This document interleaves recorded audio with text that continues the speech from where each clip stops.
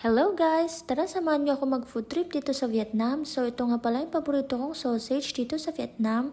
And bumili din pala ako nito. Like, hindi ko alam kung anong pangalan yan pero masarap naman siya. Gusto ko lang siyang itry. Hindi ko nga alam kung anong tawag nila dito pero masarap naman siya. Like, ang lasa niya ay para siyang may malilit na hipon and then maanghang na medyo maaroma, ganun. Like, basta masarap siya.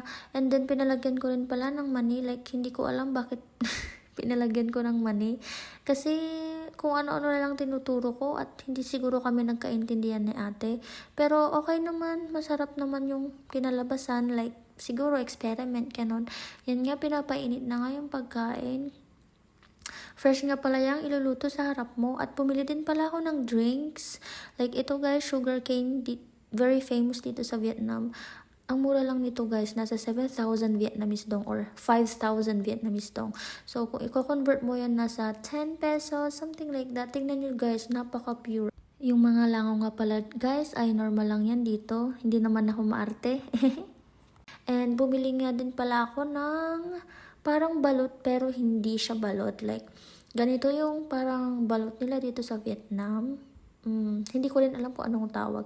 Hindi ko na na-videohan yung pagkain ko ng balot. Yun lang, bye!